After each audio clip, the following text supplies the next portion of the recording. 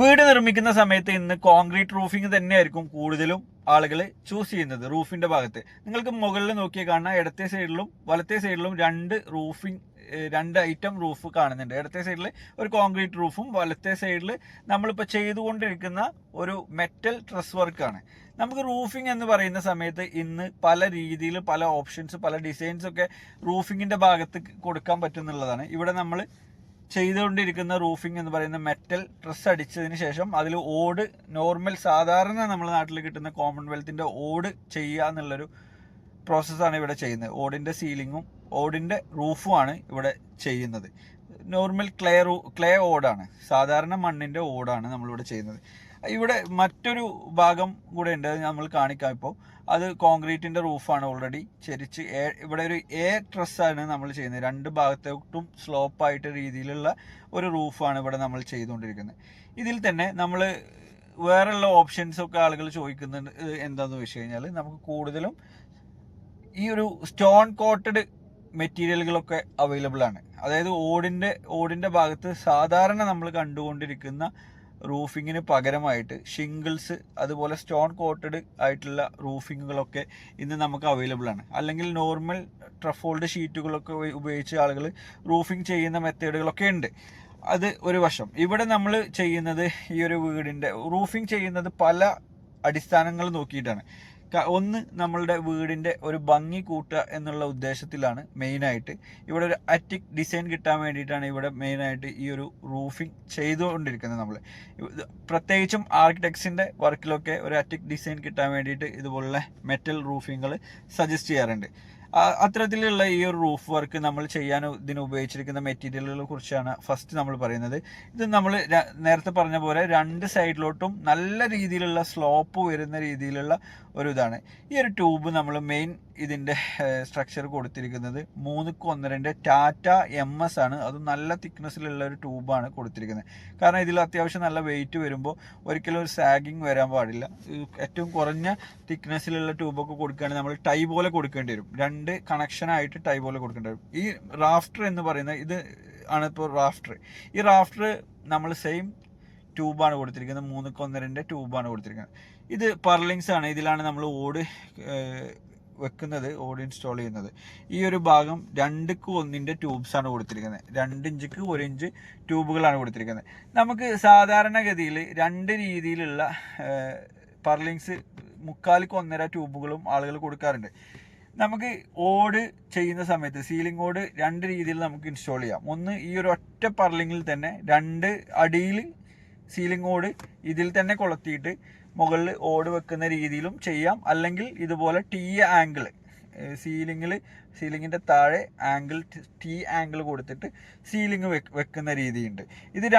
ഇതിന് രണ്ടിനും ഉപയോഗിക്കുന്ന സീലിംഗ് ഓട് വ്യത്യസ്തമായിരിക്കും. ഇവിടെ നമ്മൾ ഉപയോഗിക്കുന്ന പ്ലെയിൻ ആയിട്ടുള്ള ഒരു സീലിംഗ് ഓടാണ്.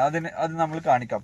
അപ്പോൾ ഇതാണ് ഇതിലൊരു T ആംഗിൾ നമ്മൾ കൊടുത്തിട്ടുണ്ട്. ഇതിലാണ് സീലിംഗ് ഓട് വെക്കുന്നത്. ഇപ്പോൾ നമ്മളിവിടെ മെറ്റലിൻ്റെ ട്രസ് വർക്ക് കഴിഞ്ഞിട്ടേ ഉള്ളൂ. ഇനി ഇതിൻ്റെ ഗ്രൈൻഡിങ്ങും അതുപോലെ ഇതിൻ്റെ പെയിൻറ്റിങ്ങും പ്രൈമർ ഫിനിഷിങ്ങും എപ്പോക്സി കോട്ടിങ്ങും പെയിൻറ്റിങ്ങും എല്ലാം ഇനിയും ബാക്കിയാണ്. അത് ചെയ്യാനുള്ളതാണ്. ഇതിൽ നമ്മൾ ഓട് ചെയ്യുന്ന സമയത്ത് മെയിനായിട്ട് ശ്രദ്ധിക്കേണ്ട 1-2 കാര്യങ്ങളാണ് പറയുന്നത്. പ്രത്യേകിച്ച് നിങ്ങൾ സീലിംഗ് ഓട് കൊടുക്കാൻ ഉദ്ദേശിക്കുന്നെങ്കിൽ ഇവിടെ നമ്മൾ സീലിംഗ് ഓട് കൊടുക്കുന്നത് പ്രൊജക്ഷൻ ഏരിയയിൽ മാത്രമാണ്. 4 സൈഡിലുള്ള പ്രൊജക്ഷൻ ആയിട്ട് കിടക്കുന്ന തള്ളിച്ചായിട്ട് കിടക്കുന്ന ആ ഏരിയയിൽ മാത്രമാണ് ഇവിടെ നമ്മൾ സീലിംഗ് ഓട് ചെയ്യുന്നത്. ബാക്കിയുള്ള ഏരിയയിൽ റൂഫിലുള്ള മുകളിലുള്ള ഓട് മാത്രമേ ചെയ്യുന്നുള്ളൂ. അപ്പോൾ നമ്മൾ മൊത്തത്തിൽ സീലിംഗ് ഓട് ചെയ്യുന്നുണ്ടെങ്കിൽ ഇതുപോലുള്ള ട്രസ് അടിച്ചതിന് ശേഷം നിങ്ങൾ ഇലക്ട്രിക്കൽ പോയിന്റ് കാര്യങ്ങളെല്ലാം ചെയ്യണം. പിന്നീട് സീലിംഗ് ഓട് വന്നതിന് ശേഷം നമുക്ക് ഒരിക്കലും ഇലക്ട്രിക്കൽ പോയിന്റ് അടിയിലൂടെ ചെയ്യാൻ പോസിബിൾ അല്ല. രണ്ടാമത്തെ കാര്യം, നമുക്ക് സീലിംഗ് ഓട് ഇങ്ങനെ ചെയ്യുമ്പോൾ സീലിംഗ് ഓട് ഏതാണെന്ന് സെലക്ട് ചെയ്യണം മുമ്പേ. അതിൻ്റെ ഒരു കാരണം എന്താണെന്ന് വെച്ച് കഴിഞ്ഞാൽ, അങ്ങനെ നമ്മൾ ഒറ്റ ട്രസ്സിൽ തന്നെ ഒറ്റ പർലിങ്ങിൽ തന്നെ സീലിംഗ് ഓടും കൂടെ ചെയ്യുവാണെങ്കിൽ അതിന് പ്രത്യേക ഡിസൈനിലുള്ള ഒരു ഓടാണ്. അങ്ങനെ ചെയ്യുമ്പോൾ നിങ്ങൾ ഈ 2:1 ട്യൂബ് നിർബന്ധമായിട്ട് സെലക്ട് ചെയ്യണം. പിന്നെ ഇവിടെ നമ്മൾ പാത്തി കൊടുക്കുന്നുണ്ട്, റെയിൻ ഗട്ടർ കൊടുക്കുന്നുണ്ട്. റെയിൻ ഗട്ടർ 2 സൈഡിലാണ് കൊടുക്കുന്നത്. ഈ ഒരു ഭാഗത്തും ആ ഒരു സ്ലോപ്പിലുമാണ്.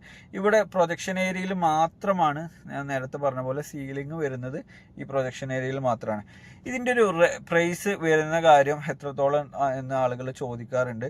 സാധാരണ ഒരു ഇതുപോലുള്ള സീലിംഗ് ഇല്ലാത്ത വർക്കാണെങ്കിൽ, സീലിംഗ് ഇല്ലാത്ത ഓടിൻ്റെ റൂഫ് വർക്ക് മാത്രമാണെങ്കിൽ ഏകദേശം ഒരു 280 രൂപയോളം നമുക്ക് സ്ക്വയർ ഫീറ്റ് എമൗണ്ട് ഇതിന് വരുന്നുണ്ട് എന്നുള്ളതാണ്. 300 രൂപേൻ്റെ അടുത്ത് വരെ ചാർജ് വരുന്നുണ്ട്. അത് ഓടിൻ്റെ നമ്മൾ സെലക്ട് ചെയ്യുന്ന ഓടിനനുസരിച്ചിരിക്കും ഇതിൻ്റെ കോസ്റ്റ്, ടോട്ടൽ കോസ്റ്റ്. ഒരു സീലിംഗ് ഓട് കാര്യങ്ങളൊക്കെ വരികയാണെങ്കിൽ ഏകദേശം 350 രൂപ റേഞ്ച്, 360 രൂപയ്ക്ക് നമുക്ക് ടോട്ടൽ കോസ്റ്റ് വരും എന്നുള്ളതാണ് ഇതിൻ്റെ മറ്റൊരു പ്രത്യേകത. പിന്നെ പ്രൈസ് കാര്യങ്ങൾ എല്ലാം ഡിപ്പെൻഡഡ് ആണ് ഇതിൽ ഉപയോഗിക്കുന്ന സീലിംഗ് ഓടും അതുപോലെ ഇതിൻ്റെ മെറ്റീരിയലിൻ്റെ തിക്നെസ്സും കാര്യങ്ങളും ബ്രാൻഡും കാര്യങ്ങളെല്ലാം അനുസരിച്ചിരിക്കും ഇതിൻ്റെ പ്രൈസ്. അതുകൊണ്ട് തന്നെ നമ്മൾ ആദ്യം ഏത് ഡിസൈൻ വേണം എന്നുള്ളത്, ഏത് ഓട് വേണം എന്നുള്ളത് സെലക്ട് ചെയ്തതിന് ശേഷമാണ് കറക്റ്റ് ഒരു പ്രൈസിലോട്ട് നമുക്കിത് എത്താൻ കഴിയുള്ളൂ. എങ്കിലും പറയാണ്, ഒരു സ്റ്റാർട്ടിങ് പ്രൈസ് നമ്മൾക്ക് സ്ട്രക്ചർ മാത്രമാണെങ്കിൽ ഒരു 200 രൂപയോളം 220 രൂപയോളമൊക്കെ കോസ്റ്റ് വരും. 200 to 220 രൂപയോളം സ്ട്രക്ചറിന് മാത്രം കോസ്റ്റ് വരുന്നുണ്ട് എന്നുള്ളതാണ്. ഇപ്പോൾ ഇവിടെ ഈ ഒരു ഷോവാളിൻ്റെ സൈഡിലൂടെയാണ് ഈ പ്രൊജക്ഷൻ താഴോട്ട് വന്നിരിക്കുന്നത്. നല്ല ഭംഗിയാണ്. ഇതിൻ്റെ ഒരു 3D ഡിസൈനും കൂടെ നമ്മളിതിൽ കാണിക്കാം. അപ്പോൾ ഇതിൻ്റെ ഫൈനൽ ഔട്ട്പുട്ട് ഓട് ഇട്ടതിന് ശേഷം, ഓട് വിരിച്ചതിന് ശേഷമുള്ള ഒരു വീഡിയോ നമ്മളെ ചാനലിൽ തീർച്ചയായിട്ടും ഉണ്ടാവും. അതിൻ്റെ ഡീറ്റെയിൽഡ് വീഡിയോ നിങ്ങൾക്ക് നമ്മളെ ചാനലിൽ പോയി കഴിഞ്ഞാൽ കാണാൻ പറ്റും. ഇവിടെ നമ്മൾ ഉപയോഗിക്കുന്ന ഓട് സാധാ ക്ലേ ഓടാണ്. സാധാ നമ്മുടെ നാട്ടിൽ അവൈലബിൾ ആവുന്ന മണ്ണോടാണ്. ഇത് അടിയിൽ വെക്കുന്ന സീലിംഗ് ഓടാണ്. ഈ സീലിംഗ് ഓട് കറക്റ്റ് 1 സ്ക്വയർ ഫീറ്റ് ആണ് നമുക്ക് അവൈലബിൾ ആവണേ. 12 ഇഞ്ചിക്ക് 12 ഇഞ്ച് കറക്റ്റ് 1 സ്ക്വയർ ഫീറ്റ് ആണ്. ഇത് കറക്റ്റ് പ്ലെയിൻ ഡിസൈനാണ്. പ്ലെയിൻ ആണ്, ഒരു ഡിസൈൻ അതിലില്ല. ഇത് അതിൻ്റെ ബാക്ക് സൈഡാണ്. ബാക്ക് സൈഡിൽ ഇങ്ങനെ ചെക്കായിട്ടുള്ള ഒരു ഇത് വരുന്നുണ്ട്. എങ്കിലും ആളുകൾ കൂടുതലും സെലക്ട് ചെയ്യുന്നത് ഈ ഒരു പ്ലെയിൻ ആയിട്ടുള്ള ഭാഗം താഴെ കാണുന്ന രീതിയിലാണ് ഈ ഒരു ഓട്, സീലിംഗ് ഓട് സെലക്ട് ചെയ്യാറുള്ളത്. ഈ സീലിംഗ് ഓട് വെക്കുന്ന സമയത്ത് അതിൻ്റെ ലൈന് കറക്റ്റ് ചെയ്തിട്ട് വേണം ഇത് വെക്കാൻ. അതുപോലെ ഇതിൽ അടിക്കുന്ന ടി ആംഗിൾ കറക്റ്റ്, അതിൻ്റെ ബെൻഡ് MS-ൻ്റെ ടി ആംഗിളാണ് ഇത് കിട്ടുക. അതുകൊണ്ട് തന്നെ മൈൽഡ് സ്റ്റീൽ ആയതുകൊണ്ട് അതിന് ചെറിയ ബെൻഡ് കാര്യങ്ങളുണ്ടാവും. അതുണ്ടെങ്കിൽ ഇൻസ്റ്റാൾ ചെയ്യുന്ന സമയത്ത് നിർബന്ധമായിട്ടും അത് ബെൻഡ് നിവർത്തിയിട്ട് വേണം നിങ്ങളത് ഇൻസ്റ്റാൾ ചെയ്യാൻ. പിന്നീട് ഇത് ചെയ്യാൻ കഴിയില്ല എന്നുള്ളതാണ് മറ്റൊരു പ്രത്യേകത. ഇതിൽ ഈ സീലിംഗ് ഓടിൻ്റെ ഒരു പ്രത്യേകത എന്താണെന്ന് ചോദിച്ചാൽ, ഓരോ ഓടിലും ചെറിയ അളവ് വ്യത്യാസങ്ങൾ വരാം ഓരോ ബാച്ചിൽ. ഇപ്പോൾ നമ്മൾ ഫുള്ള് സീലിംഗ് ഓട് മാത്രമാണ് ഇവിടെ എടുത്തു വെച്ചിട്ടുള്ളത്. അതിൻ്റെ ഒരു മെയിൻ കാരണം, നമ്മളിപ്പോൾ ഒരു കുറച്ച് സീലിംഗ് ഓട് അളവ് മാത്രം എടുക്കാനായിട്ട് സീലിംഗ് ഓട് എടുത്ത് നമ്മൾ ഈ ടി ആംഗിൾ മൊത്തം സെറ്റ് ചെയ്ത് കഴിഞ്ഞാൽ നമ്മൾ അടുത്ത ബാക്കി ഓടുകൾ ഓർഡർ ചെയ്യുന്ന സമയത്ത് പുതിയ ബാച്ചിലുള്ള